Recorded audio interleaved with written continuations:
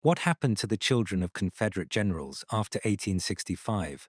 When the Civil War ended in 1865, the Confederate armies laid down their weapons and went home. Their children went with them. These children had grown up in a world shaped by war, politics, and the expectations placed on the families of high-ranking officers. When the Confederacy collapsed, so did the social world they had known.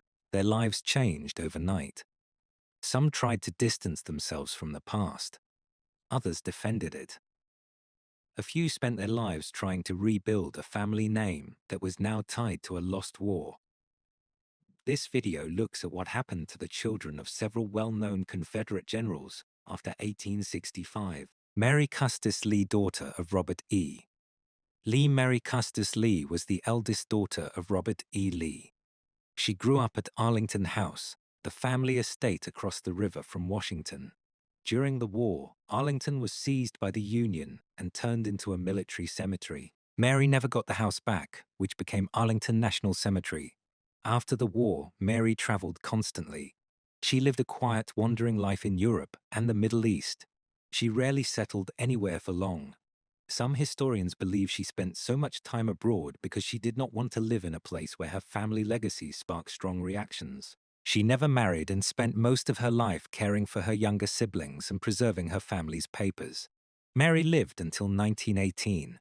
She saw the world change dramatically, but she never escaped the shadow of her father's fame.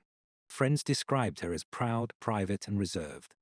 She did not give interviews or write memoirs. Instead, she chose a life away from the public eye. George Washington Custis Lee, son of Robert E. Lee. George Washington Custis Lee, often called Custis Lee, was Robert E. Lee's oldest son. During the Civil War, he served as a staff officer. He was intelligent and disciplined, but he did not pursue a military career after the war. Once the Confederacy fell, Custis Lee found himself responsible for helping his family through a period of financial insecurity. When his father became president of Washington College, Custis worked nearby in various administrative roles. He later sued the United States government for the seizure of Arlington House. The Supreme Court ruled in his favor, and he received financial compensation, although he eventually sold the property back to the government. Arlington Cemetery remained where it was. Custis Lee lived quietly and never married. People who knew him described him as polite but reserved, a man who carried the weight of his father's reputation with seriousness. He died in 1913 and left behind a life defined by duty more than personal ambition. Thomas Jonathan Stonewall Jackson Jr., son of Stonewall Jackson.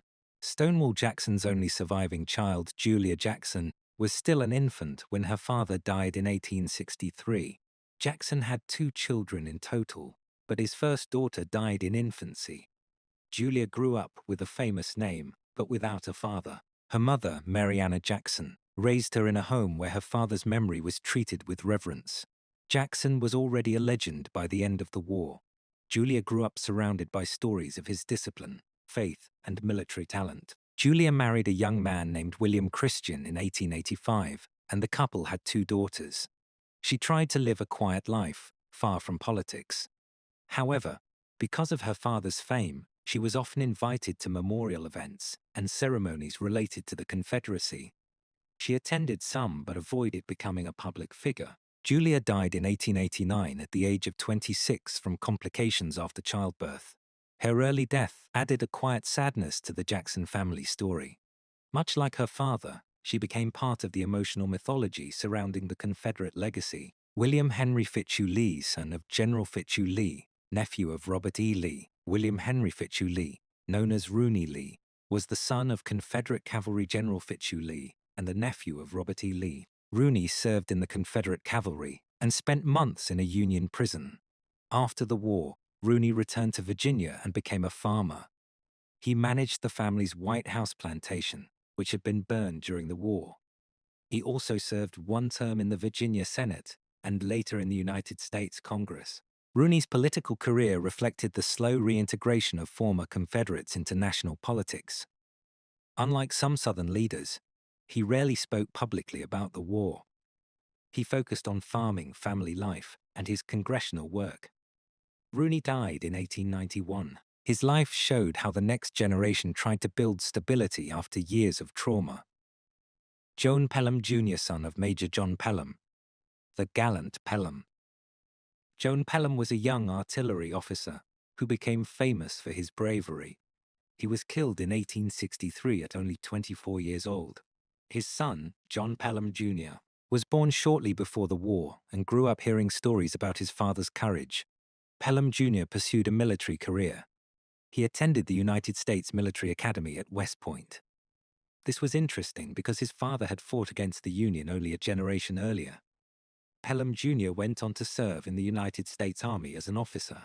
His career symbolized the complicated relationship between memory and progress. The son of a Confederate hero built a life in the army that his father once fought against. Pelham Jr. died at the age of 33 in 1895. Even though he was young, he represented a generation of children who were able to move beyond the divisions of the Civil War. Sarah Sallie Pickett, daughter of General George Pickett. George Pickett led the ill-fated charge at Gettysburg that became known as Pickett's Charge. After the war, he carried the shame and grief of that moment for the rest of his life. His son, George Jr., died at a young age, but his wife, Sallie Pickett, played a major role in shaping the general's legacy. Sallie wrote books, gave interviews, and worked hard to portray her husband as a chivalrous Southern hero who had been loyal, brave, and tragic. Their surviving child, a daughter named Mary, grew up under Sallie's influence. Sallie taught her to honor her father's memory and to embrace the romantic version of the Confederacy that later became central to Southern memory. Mary lived a quiet, private life. She did not marry and did not pursue public work. Instead, she stayed close to her mother and helped organize papers and publications that shaped the way the Pickett family was remembered. Children of Nathan Bedford Forrest. Nathan Bedford Forrest had several children. His son William became a railway executive and later served as a general in the Spanish-American War. He did not publicly defend his father's role in the Confederacy or the early Ku Klux Klan. Instead, he lived a straightforward professional life and avoided political controversies. Another son, James, became a lawyer. He also chose a quiet life. The Forrest children rarely spoke about their father's wartime actions.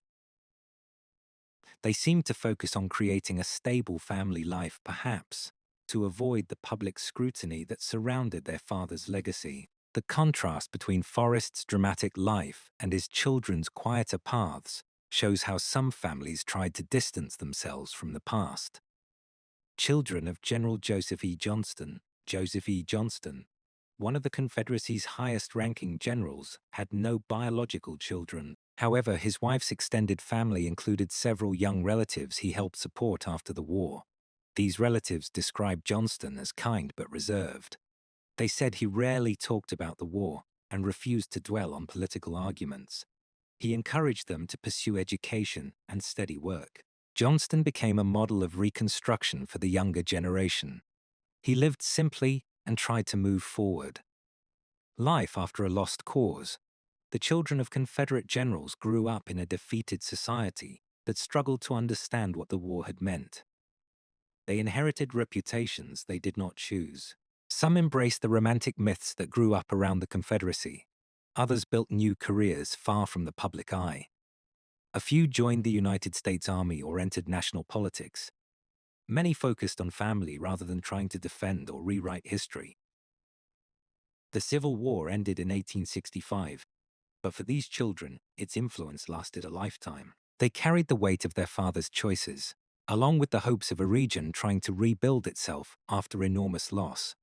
The children of Confederate generals did not live dramatic lives like their fathers. Instead, most lived quietly. Some traveled, some farmed, some joined the U.S. military, and many simply tried to build a normal life in a country that was changing quickly. Their stories show what happens after history's loudest moments fade and people must learn to live with the consequences. Thank you for watching. If you want more videos like this, let us know in the comments. We will see you in the next one.